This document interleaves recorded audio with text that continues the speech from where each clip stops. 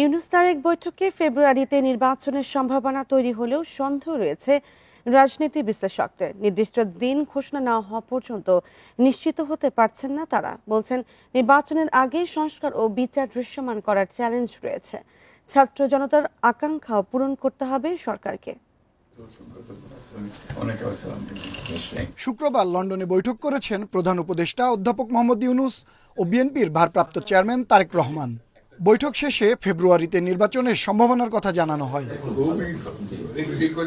এতে রাজনৈতিক সংকট দূর হয়েছে বলে দাবি অনেকের, তবে আশ্বস্ত হতে পারছেন না রাজনীতি বিশ্লেষকরা। অধ্যাপক দিলারা চৌধুরী বলেন, এখনো নির্বাচনের দিনক্ষণ স্পষ্ট করা হয়নি। ফেব্রুয়ারিতে হবেই এ নিয়েও সন্দেহ রয়েছে অধ্যাপক মাহবুবুর রহমানের। ইলেকশনের ধোঁয়াশাও কাটেনি, সংকটও আপনার সেভাবে কাটেনি, কারণ অন্যান্য পলিটিক্যাল এই মিটিংয়ের দ্বারা একটা আইস ব্রেকিং হয়েছে। 8 মাস পরে 7 মাস পরে যে নির্বাচনটা হবে, সেই নির্বাচনটা এখনই ফেব্রুয়ারিতে ডেট ফিক্সড হয়ে গেল, এটা বলার মতো সময় এখনো আসেনি। উভয় পক্ষ চাচ্ছে ফেব্রুয়ারির মধ্যে নির্বাচনটা করার। বিশেষজ্ঞরা বলছেন, জুলাই সনদ সংস্কার ও আওয়ামী লীগের বিচার নিশ্চিতে দায়বদ্ধ এই সরকার। নির্বাচনের আগে যদি এসব আকাঙ্ক্ষা পূরণ না হয়, আবারও বাধা আসতে পারে। বিচারটার যে গতি, সম্মুখ গতি, এই গতিতে যে কতদিনে বিচার শেষ করবে তার নাই ঠিক। সেই জন্য আপনার কিন্তু সংস্কার আর বিচার তো করতে হবে। সংস্কার আর বিচার না করে তো আপনি নির্বাচন করতে পারবেন না, কারণ জনগণ মেনে নেবে না। এটা প্রয়োজনীয় সংস্কার না করে নির্বাচনী ব্যবস্থার আপনি সুষ্ঠু নির্বাচন, গ্রহণযোগ্য নির্বাচন কিভাবে করবেন, এই আলোচনাগুলো যদি আপনি সামনে নিয়ে আসেন, আপনি নির্বাচনকে তারিখ দেওয়ার ক্ষেত্রে, সুনির্দিষ্ট তারিখ দেওয়ার ক্ষেত্রে আরও অনেক ফ্যাক্টর ইনভলভ, শুধুমাত্র রাজনৈতিক সমঝোতা নয়, প্রস্তুতির ব্যাপার আছে। তাদের মতে এখন বিএনপির উচিত সরকারকে সহযোগিতা করা, নির্বাচন যাতে পিছিয়ে না যায় সেদিকেও নজর রাখা। আনোয়ার সাদাত নূর, ইন্ডিপেন্ডেন্ট নিউজ, ঢাকা। প্রধান উপদেষ্টা ও তারেক রহমানের বৈঠক নির্বাচন নিয়ে ধোঁয়াশা কিছুটা কেটেছে বলে মনে করছে কয়েকটি রাজনৈতিক দল। তবে ভিন্নমত জামায়াত ও এনসিপির। তারা বলছেন, একটি দলের সঙ্গে বৈঠকের পর এমন সিদ্ধান্ত গণতন্ত্রের চর্চার পরিপন্থী। লন্ডনে ডক্টর মোহাম্মদ ইউনূস ও তারেক রহমানের বৈঠকে বিএনপির সঙ্গে সরকারের সম্পর্কের টানাপোড়েন অনেকটাই কমেছে। বৈঠক ফলপ্রসূ হওয়ায় আপাতত মিলেছে স্বস্তি। সকল প্রস্তুতি সম্পন্ন করা গেলে 2026 সালের রমজান শুরু হওয়ার আগের সপ্তাহেও নির্বাচন আয়োজন করা যেতে পারে। বৈঠক ইতিবাচক হলেও আগামী নির্বাচন অবাধ, সুষ্ঠু করতে সবার ঐক্যমত্য প্রয়োজন বলে মনে করেন রাজনৈতিক দলের নেতারা। কেউ কেউ হয়তো প্রশ্ন তুলেছেন যে সরকারের সাথে একটা দলের এ ধরনের একই সম্মিলিত বক্তব্য দেওয়া ঠিক হয়েছে কিনা। দেখেন, এখনকার পরিস্থিতিটা কিন্তু অন্য সময়ের মতো না। যে কোনো দুটো পক্ষের একটা কমন ডিক্লারেশন যদি দেশ জাতির কাছে একটা আশার তৈরি করে, তাহলে তো এটা ক্ষতিকর কিছু নাই। বিচার, সংস্কার এবং নির্বাচনের যে দায়িত্ব নিয়ে অন্তর্বর্তী সরকার রাষ্ট্র পরিচালনা করছে, দৈনন্দিন অন্যান্য বিষয়ের পাশাপাশি এই ক্ষেত্রে অংশীজনদের সাথে, বিশেষভাবে রাজনৈতিক দলগুলোর সাথে তাদের যে সমন্বয় এবং বোঝাপড়া, এটা খুবই জরুরি। বিএনপি সহ কয়েকটি দল স্বাগত জানালেও ভিন্নমত জামায়াত, এনসিপির। তারা বলছেন, একটি দলের সঙ্গে বৈঠক করে নির্বাচন নিয়ে এমন সিদ্ধান্ত গণতন্ত্রের চর্চার পরিপন্থী। এবং ঐতিহাসিক একটা সুষ্ঠু সুন্দর নির্বাচন উপহার দেওয়ার যে কমিটমেন্ট করেছেন, সে কমিটমেন্টের জায়গাতে আর থাকলো না। সরকার প্রধান হওয়ার কারণেই ওনার এই বক্তব্যটা কিন্তু নানামুখী ইনফ্লুয়েন্স তৈরি করবে, যেটা নির্বাচনের নিরপেক্ষতা হারাবে, গ্রহণযোগ্যতা হারাবে। আমরা কিন্তু ভোটকে ভয় পাচ্ছি না, আমরা ভোটের ব্যবস্থাটাকে ভয় পাচ্ছি, আমরা নির্বাচনকে ভয় পাচ্ছি না, স্বৈরতান্ত্রিক নির্বাচন ব্যবস্থাকে আমরা ভয় পাচ্ছি। আমরা শঙ্কিত এই স্বৈরতান্ত্রিক নির্বাচন ব্যবস্থাটাকে নিয়ে, আমরা চাচ্ছি এটা চেঞ্জ হোক। লন্ডনে প্রধান উপদেষ্টার সঙ্গে তারেক রহমানের বৈঠকে আপাতত রাজনৈতিক অঙ্গন কিছুটা শান্ত থাকবে বলে মনে করেন বিশ্লেষকরা। মেহেদী হাসান, ইন্ডিপেন্ডেন্ট নিউজ, ঢাকা। বগুড়ায় মেয়েকে বিয়ে না দেওয়ার বাবা শাকিল আহমেদকে পিটিয়ে হত্যার অভিযোগ উঠেছে স্বেচ্ছাসেবক দলের নেতার বিরুদ্ধে। এই ঘটনায় অভিযুক্ত স্বেচ্ছাসেবক দলের সহসাধারণ সম্পাদক জিতু ইসলাম সহ 3 জনকে গ্রেপ্তার করেছে পুলিশ। ভুক্তভোগী পরিবারের অভিযোগ, শাকিল শিববাটি এলাকায় রানার বাড়িতে ভাড়াটে হিসেবে বসবাস করেন। তার মেয়েকে জিতু ইসলাম বিয়ের প্রস্তাব দিয়ে আসছিলেন, তবে পরিবার রাজি না হওয়ায় বিয়ের প্রস্তাবে রাজি হননি রিকশা চালক শাকিল আহমেদ। এ নিয়ে তাদের মধ্যে কথা কাটাকাটি হয়। শনিবার দুপুরে জিতুর নেতৃত্বে 10-15 জন শাকিলকে বাড়ি থেকে ডেকে ফুলবাড়ি এলাকায় করতোয়া নদীর ঘাটে নিয়ে যায়। সেখানে শাকিলকে মারধর করে পালিয়ে যায় তারা। পরে স্থানীয়রা উদ্ধার করে বগুড়া শহীদ জিয়াউর রহমান মেডিকেলে ভর্তি করলে বিকেলে মারা যান শাকিল। ঈদের টানা 10 দিনের ছুটি শেষে আজ খুলছে সরকারি বেসরকারি অফিস ও আদালত। সকাল 9টা হয়ে বিকেল 5টা পর্যন্ত চলবে কার্যক্রম। ফলে ঢাকামুখী মানুষের চাপ বেড়েছে রেল স্টেশন, বাস টার্মিনাল ও লঞ্চ ঘাটে। রাজধানী আবারও ফিরে পাচ্ছে তার চেনা গতি, কর্মচাঞ্চল্য আর ব্যস্ততা। এই যাত্রার আনন্দ ভাগাভাগি করতে লম্বা ছুটি শেষে ফিরতি যাত্রার শেষ দিনে ভোগান্তিতে পড়েন যাত্রীরা। এর আগে গত 5 জুন টানা 10 দিনের ঈদের ছুটি শুরু হয়।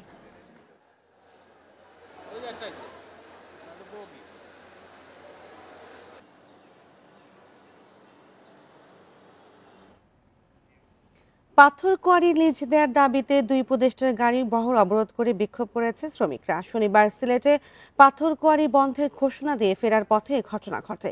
এর আগে পরিবেশ উপদেষ্টা সৈয়দা রেজওয়ানা হাসান জানান, সিলেটে আর কোনো পাথর কোয়ারি ইজারা দেওয়া হবে না। এ সময় পাথর কোয়ারির ক্রাশার মেশিনের বিদ্যুৎ সংযোগ বিচ্ছিন্ন করে নির্দেশ দেন বিদ্যুৎ ও জ্বালানি খনিজ সম্পদ উপদেষ্টা।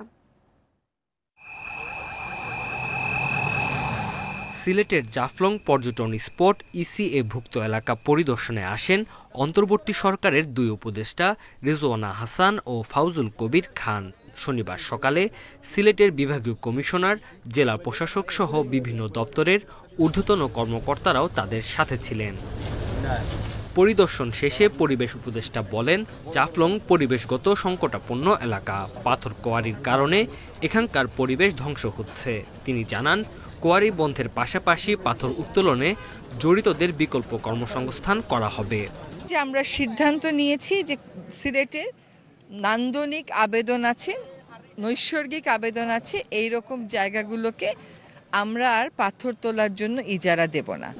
এদিকে খনিজ সম্পদ উপদেষ্টা বলেন, অবৈধভাবে পাথর উত্তোলন ও মেশিন দিয়ে ভাঙা হচ্ছে, যা পরিবেশের জন্য হুমকি। এসব ক্রাশার মেশিনের বিদ্যুৎ সংযোগ বিচ্ছিন্ন করার নির্দেশ দেন তিনি। পাথর উত্তোলন হচ্ছে না, কিন্তু এই পাথরগুলো কোত্থেকে, এই যে ভাঙাগুলো কোত্থেকে আসতেছে, তো এগুলো বললো যে এগুলো ইম্পোর্ট হয়ে আসতেছে। তো ইম্পোর্ট যদি হয় তো সেটা ইম্পোর্টের রাস্তায় থাকবে, এখানে কেন থাকবে? তো এই জন্য আমরা এগুলোর বিদ্যুৎ বিচ্ছিন্ন করে দেব এবং এগুলোকে যেটা বললাম যে এখান থেকে সরানোর জন্য ডিভিশনাল কমিশনারকেও বলা হয়েছে এবং এই যে জেলা প্রশাসককেও বলা হয়েছে। সাংবাদিকদের সাথে কথা বলে বের হওয়ার সময় উপদেষ্টাদের গাড়িবহর অবরোধ করে রাখে শ্রমিকরা। এ সময় পাথর কোয়ারির লিজ দেওয়ার দাবি জানান তারা। প্রায় 10 মিনিট পর পুলিশের তৎপরতায় পরিস্থিতি স্বাভাবিক হয়। Independent news. শনিবারও 3 সীমান্ত দিয়ে 42 জনকে পুশিন করেছে ভারত। বিজিবির হিসাবে 7 মে থেকে 3 জুন পর্যন্ত পুশিন করানো হয়েছে 1244 জনকে। 2 দেশের সীমান্ত বাহিনীর বৈঠক এবং কূটনৈতিক তৎপরতার পরও বন্ধ হয়নি। নিরাপত্তা বিশ্লেষকেরা মন্তব্য করেছেন, আওয়ামী লীগের পতন মেনে না নিয়ে বাংলাদেশকে অস্থিতিশীল করার চেষ্টা করছে ভারত। ঠাকুরগাঁওয়ের হরিপুর সীমান্তে পুশিনের সময় 23 জনকে আটক করেছে বিজিবি, আর পঞ্চগড়ে পুশিন করা হয়েছে 16 জনকে। এদের মধ্যে 4 জন ভারতীয় বলে জানিয়েছে বিজিবি। এছাড়া লালমনিরহাটের পূর্ব সারডুবি ও ডাঙ্গাপাড়া সীমান্তে 9 জনকে ঠেকিয়ে দিয়েছে বিজিবি ও এলাকাবাসী। আমার ধরেছে কোরবানির পরের দিন, ধরার পরে আমারে পুলিশি কেস বানাই নেই, বলতেছে কি তোদের বাংলাদেশে পাঠাই দেবো। 3 লোক মানে ঘোরাফেরা করতেছে, 2 জন মহিলা 1 জন পুরুষ। সেই সূত্রে তারা আটক করছে, জিজ্ঞেস করছে যে তাদেরকে মানে ভারত থেকে পার করে দিয়েছে। বিজিবির হিসেবে এখনো পর্যন্ত কমপক্ষে 1,500 মানুষকে পুশিন করেছে বিএসএফ। এর মধ্যে সর্বোচ্চ 380 জনকে মৌলভীবাজার দিয়ে এবং খাগড়াছড়ি দিয়ে 132 ও সিলেট সীমান্ত দিয়ে 115 জনকে পুশিন করা হয়েছে। বিশ্লেষকদের মন্তব্য, বাংলাদেশকে অস্থিতিশীল করতেই পুশিন করছে ভারত। এর বিরুদ্ধে আন্তর্জাতিক আদালতে যাওয়ার পরামর্শ তাদের। গুজরাট থেকে সামরিক প্লেনে তাদেরকে ত্রিপুরা এনে ডাম্প করা হয়েছে, তাদের চোখ বেঁধে, তাদেরকে মেরে, তাদেরকে অসুস্থ করে মানে পোষণ করা হচ্ছে। এটা আন্তর্জাতিক আইনের চূড়ান্ত লঙ্ঘন। বাংলাদেশের এখন প্রচন্ড শক্তিশালী একটা অবস্থানে যাওয়া উচিত, যেহেতু আন্তর্জাতিক এইসব আইনের বরখেলাপ, লঙ্ঘন এবং চূড়ান্ত ধৃষ্টতা ভারত দেখিয়েছে। বাংলাদেশের উচিত এখন আন্তর্জাতিক বিচারালয়ে এটা নিয়ে যাওয়া। বর্তমান সরকারের পররাষ্ট্র নীতি ও প্রতিবাদের ভাষা নিয়েও অসন্তুষ্ট বিশ্লেষকেরা। Arafatur Rahman, independent news, Dhaka. সোমবার থেকে দেশের বেশিরভাগ এলাকায় ভারী বৃষ্টি শুরু হবে, চলবে আগামী শনিবার পর্যন্ত, এমন পূর্বাভাস দিয়েছে আবহাওয়া অধিদপ্তর। ফলে বিভিন্ন অঞ্চলে চলমান মৃদু তাপপ্রবাহ কমে আসবে। কিন্তু এখন থেমে থেমে বৃষ্টি হলেও বাতাসে জলীয় বাষ্প বেশি থাকায় অস্বস্তি বেড়েছে। 7 দিন ধরে চলা মৃদু তাপপ্রবাহে ভুগছে দেশ। সবচেয়ে বেশি বিপাকে পড়েছে খেটে খাওয়া মানুষ। আবহাওয়া অধিদপ্তর জানিয়েছে, বাতাসের গতিবেগ কম, জলীয় বাষ্পের পরিমাণ বেশি ও মৌসুমি লঘুচাপে চরম ভাবাপন্ন পরিস্থিতি বিরাজ করছে। শুক্রবার থেকে কমতে শুরু করেছে রোদের তীব্রতা। শনিবার রাজধানী সহ বেশ কিছু এলাকায় বৃষ্টিও হয়েছে, কিন্তু তাতেও গরম কমেনি।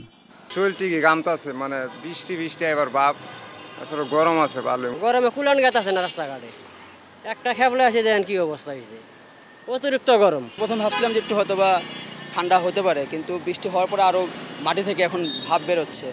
আবহাওয়া অধিদপ্তর জানিয়েছে 16 জুন থেকে বৃষ্টি বাড়বে, তখন তাপপ্রবাহ কমে আসবে। কালকে থেকেই এই বৃষ্টিপাতের তীব্রতা একটু একটু করে বাড়তে থাকবে।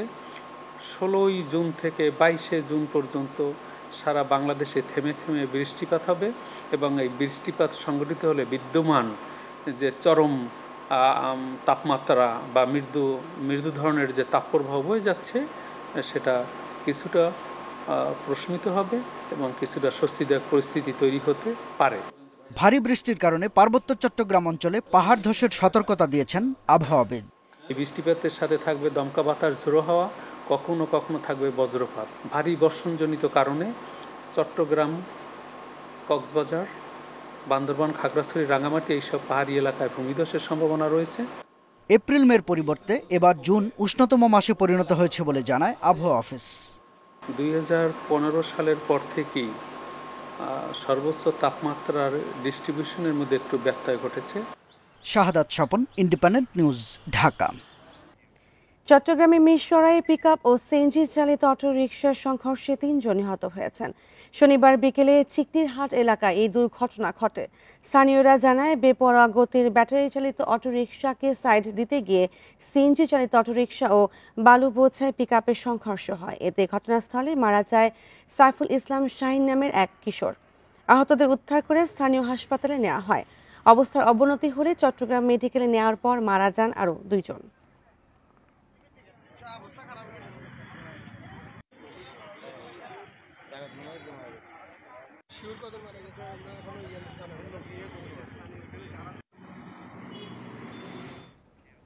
পশুর চামড়ার আমদানি থাকলেও হাটে বেচে কেনা তেমন নেই। যা বিক্রি হচ্ছে তাতে মিলছে না ন্যায্য মূল্য।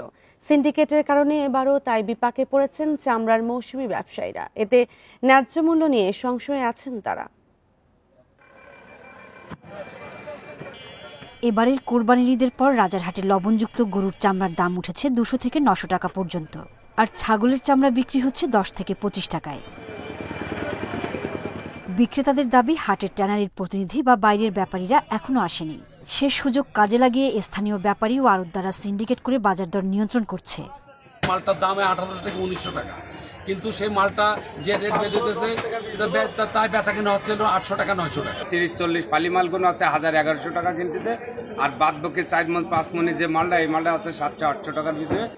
এবারের কোরবানিতে 1 লাখ চামড়া সংগ্রহের লক্ষ্যমাত্রা থাকলেও এ পর্যন্ত সংগ্রহ হয়েছে 45,000 পিস। ট্যানারি মালিকদের পক্ষ থেকে সুস্পষ্ট নির্দেশনা না আসা পর্যন্ত পরিস্থিতির উত্তরণ হবে না বলছেন ব্যবসায়ী নেতারা। ট্যানারিতে বিক্রি করে, তাদের দিক নির্দেশনা নাই, তারা কি দামে চামড়াটা কিনে তাদের কাছে বিক্রি করবে, এটার কোনো দিক নির্দেশনা নাই। ফলে আমরা হতাশার মধ্যে এখন কেনাকাটা চলছে। দেশের দ্বিতীয় বৃহত্তম নাটোরের চকবৈদ্যনাথ চামড়ার আড়ত। এখনো বিভিন্ন জেলা থেকে নাটোরের আড়তে আসছে লবণ লাগানো কাঁচা চামড়া, কিন্তু ট্যানারির প্রতিনিধি নেই চামড়া কেনার জন্য। তাই চামড়া নিয়ে অপেক্ষায় ব্যবসায়ীরা, কখন বিক্রি হবে তাদের চামড়া সেই সাথে সরকার নির্ধারিত দাম না পাওয়ার আশঙ্কাও তাদের। আমি গরু চামড়া 800 টাকা করে কিনেছি, এখন বিক্রি করে লবণ টবণ দেওয়ার পরে 800 টাকায় দাম করছে, তা আমার তো সবই লস। আড়তে রাখেছি, এখন চামড়া আমরা কতদিন রাখবো? কোনো খরিদ্দার আসতেছে না ঢাকা থেকে। চলতি সপ্তাহ থেকে ট্যানারি মালিকরা আসার পর আমদানি এবং বেচাকেনার শুরুর আশা ব্যবসায়ীদের। আশা করি আরো আমদানি বাড়বে। আমাদের একটা লক্ষ্যমাত্রা আছে যে গরুর চামড়া 4 থেকে 5 লক্ষ পিস আমদানি হবে, প্রায় 20 লক্ষ কাছাকাছি ছাগলের চামড়া আমদানি হবে। এরই মধ্যে নাটোরে গরুর 60 থেকে 70 হাজার এবং ছাগলের 2 লাখ চামড়া আমদানি হয়েছে। সোহেলি জাহান, ইন্ডিপেন্ডেন্ট নিউজ। বরগুনায় 26টি সেতু নির্মাণ কাজ 5 বছরেও শেষ করতে পারেনি সড়ক ও জনপথ বিভাগ। ফলে চরম ভোগান্তি পোহাচ্ছেন কয়েক লাখ মানুষ।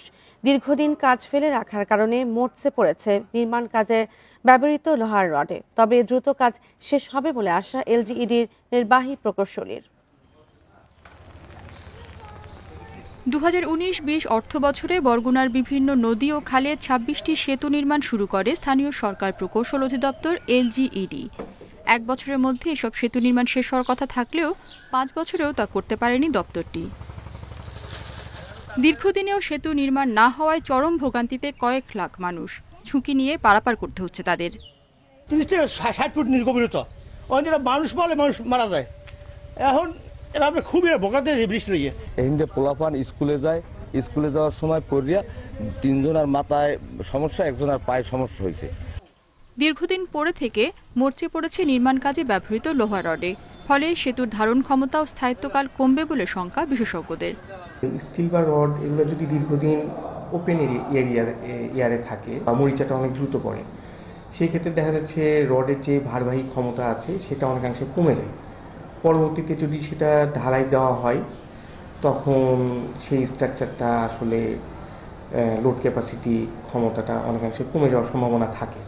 নানা প্রতিবন্ধকতা তুলে ধরে এলজিইডি কর্মকর্তাদের আশা সেতুগুলোর নির্মাণ দ্রুতই শেষ হবে। অনেকগুলো ব্রিজের কাজ আমরা শুরু করতে সক্ষম হয়েছি এবং এখনও যেগুলো আমরা শুরু করতে পারিনি সেগুলো আমরা 2-1 দিনের মধ্যেই উপজেলা প্রকৌশলীদের সাথে কথা বলে তালিকা চূড়ান্ত করে সেগুলো বাতিলের জন্য আমরা প্রধান প্রকৌশলী মহোদয়ের কাছে প্রস্তাব দেবো আর কি। যেগুলো হবে না সেগুলো বাতিল করে খুব শীঘ্রই নতুন ঠিকাদার নিয়োগ করে কাজগুলো আমরা বাস্তবায়ন করতে পারবো। 26টি সেতু নির্মাণে মোট ব্যয় ধরা হয়েছে প্রায় 84 কোটি 90 লাখ টাকা। Independent news. বেনাপোল দিয়ে নতুন 2 রুটে রেল চলাচল শুরুর পর 3 মাস রাজস্ব আয় বেড়েছে দ্বিগুণ। এই সময়ে কমে গেছে চোরাচালান। এছাড়া রেলের সেবায় খুশি যাত্রীরাও। ট্রেনের নিরাপত্তা নিশ্চিত করা সহ চোরাচালান রোধে কাজ করছে রেল পুলিশ। এই অবস্থায় ভবিষ্যতে রাজস্ব আয় আরও বৃদ্ধির আশা রেল কর্তৃপক্ষের। দেশের বৃহত্তম স্থলবন্দর বেনাপোলের সাথে দীর্ঘদিন একমাত্র যোগাযোগ ব্যবস্থা ছিল সড়কপথ। 2000 সালের পর ধীরে ধীরে শুরু হয় বেনাপোল, ঢাকা, খুলনা ও কলকাতার মধ্যে যাত্রী ও মালবাহী ট্রেন চলাচল। তবে চোরাচালান বাড়ায় ভোগান্তিতে ছিলেন যাত্রীরা। বেনাপোল দিয়ে সরাসরি ঢাকা ও মোংলায় রেল চলাচল শুরুর পর ব্যবসা বাণিজ্য সহজ হয়েছে, রাজস্ব আয় বেড়েছে দ্বিগুণ। রেলের সেবায় খুশি যাত্রীরাও। এখন ট্রেনে কোনো ঝামেলা নেই, চোরাচালান নেই, আমরা নিরাপদেই যাই। আগে গ্যাদারিং ছিল, তার ভিতরে চুরি ডাকাতি করে নিয়ে যেত, পকেট কাটতো, ছিনতাই করতো। এখন এগুলো হয় না। না, এখন আপাতত ট্রেনের ভিতরে ওইটা নাই, এখন চোরাচালানি নাই বললেই চলে। সো শর্ট টাইমে আমরা আর কি ঢাকাতে যাইতে পারছি। রেল কর্তৃপক্ষ বলছে গত বছরের অক্টোবর থেকে ডিসেম্বর পর্যন্ত 3 মাসে রাজস্ব আয় হয়েছে 75 লাখ টাকা। আর চলতি বছরের জানুয়ারি থেকে মার্চ পর্যন্ত আয় হয়েছে 1 কোটি 5 লাখ টাকা। গত অক্টোবর, নভেম্বর, ডিসেম্বর মাসের তুলনায় জানুয়ারি, ফেব্রুয়ারি মাসে প্রায় 30 লক্ষ টাকা রাজস্ব বৃদ্ধি পেয়েছে। চোরাচালানি লাগেজ সহ অন্যান্য পণ্য যাতায়াত না করায় যাত্রীরা ইহাতে সন্তুষ্ট প্রকাশ করেছে এবং রেলওয়ে নিরাপত্তা বৃদ্ধি পেয়েছে। যাত্রী নিরাপত্তা সহ সার্বিক সেবায় কাজ করছে রেল পুলিশ সহ নিরাপত্তা কর্মীরা। এর ফলে কমেছে চোরাচালান, বেড়েছে যাত্রী সেবার মান। অনৈতিক কাজ কিংবা চোরাচালানের ব্যাপারে আমরা সবসময় সতর্ক। কোনো প্রকার চোরাচালান যাতে না হয় সেজন্য আমরা সবসময় সতর্ক আছি। বর্তমানে স্থলবন্দর থেকে Benapole express, Khulna commuter, Mongla commuter, Rupashi Bangla ও বেতনা কমিউটার নামে কয়েকটি যাত্রীবাহী ট্রেন চলাচল করছে। Independent news. খাগড়াছড়িতে সড়কের পাশে গাছের বাকল তুলে কৌশলে ধ্বংস করা হচ্ছে রেইন ট্রি বা শিরীষ গাছ। সড়ক ও জনপথ বিভাগের মালিকানাধীন এসব বৃক্ষ অভিনব পদ্ধতিতে মেরে ফেলা হলেও এই ঘটনায় কাউকে শনাক্ত করা যায়নি। এতে জড়িতদের খুঁজে বের করে আইনের আওতায় আনার আশ্বাস প্রশাসনের। খাগড়াছড়ি পানছড়ি 25 কিলোমিটার দীর্ঘ সড়কে সারি সারি ছায়াদানকারী রেন ট্রি বা শিরীষ গাছ পথচারীদের ছায়া দেয়া ও পরিবেশ সুরক্ষায় ভূমিকা রাখে এসব বৃক্ষ। তবে রাতের আধারে বাকল তুলে নিয়ে মেরে ফেলা হচ্ছে এসব গাছ। ছাল তুলে নিলে গাছের খাদ্য গ্রহণে প্রক্রিয়া বাধাগ্রস্ত হয়। এতে 6 মাস থেকে 1 বছরের মধ্যে শুকিয়ে মারা যায় গাছগুলো। কোনো কারণে এই ক্যাম্বিয়াম লেয়ারটা ধ্বংসপ্রাপ্ত হয় তাহলে কিন্তু ধীরে ধীরে গাছ মারা যাবে। মাটি থেকে এসে যে খাদ্য গ্রহণ করবে সেই খাদ্যটা তার পুরো ব্রাঞ্চ পর্যন্ত পৌঁছতে পারবে না, ধীরে ধীরে সে মারা যাবে। কয়েক বছর ধরে খাগড়াছড়ির বিভিন্ন সড়কে এভাবে গাছ মেরে ফেলা হলেও এর সঙ্গে জড়িতদের শনাক্ত করতে পারেনি সড়ক ও জনপথ বিভাগ। এসব ঘটনায় পানছড়ি, দীঘিনালা ও সদর থানায় সাধারণ ডায়েরি করা হয়েছে। বাকলগুলা ছেটে ফেলা হয়েছে, ওখানে যে সংশ্লিষ্ট থানা আছে ওখানে অবহিত করা হয়েছে এবং সাধারণ ডায়েরি রুজু করা হয়েছে। তো আশা করি এটা আমরা অতি সত্বর একটা কাঙ্ক্ষিত আমরা ফলাফল দেখতে পাবো এবং দোষী ব্যক্তিদেরকে বিরুদ্ধে ব্যবস্থা নেওয়া হবে বলে আশা করছি। সড়কে গাছ কাটায় জড়িতদের বিরুদ্ধে ব্যবস্থা নেওয়ার আশ্বাস পুলিশ সুপারের। আর গাছগুলো রক্ষায় সচেতনতা বাড়ানোর কথা জানিয়েছেন জেলা প্রশাসক। রাতের অন্ধকারে কে বা কারা উঠিয়ে নিয়েছে, এটা উদ্দেশ্য আসলে গাছগুলো যেন দ্রুত মারা যায়, এটা উদ্দেশ্য। তো এই ব্যাপারে আমরা জিডি নিয়েছি, রোডস অ্যান্ড হাইওয়ে থেকে জিডি করা হয়েছে। আমরা জিডি তদন্ত করবো এবং আমরা যাদের সম্পৃক্ত হবো তাদেরকে অবশ্যই আমরা আইনের আওতায় নিয়ে আসবো। বৃক্ষনিধন এটি অবশ্যই একটি নিন্দনীয় কাজ এবং আইনত নিষিদ্ধ। এই বিষয়টি আমাদের আইনানুগ ব্যবস্থা গ্রহণের পাশাপাশি জনসচেতনতা গড়ে তোলার ক্ষেত্রেও মনোযোগী হওয়া প্রয়োজন বলে আমি মনে করি। খাগড়াছড়িতে গাছের বাকল তুলে 2 বছরে অন্তত 200 গাছ মেরে ফেলা হয়েছে। Independent news. আর এই ছিল এখনকার সংবাদে। ইন্ডিপেন্ডেন্ট টেলিভিশনের সব খবর বিস্তারিত জানতে চোখ রাখুন ফেসবুক, ইউটিউব ও এক্সে। ধন্যবাদ সবাইকে।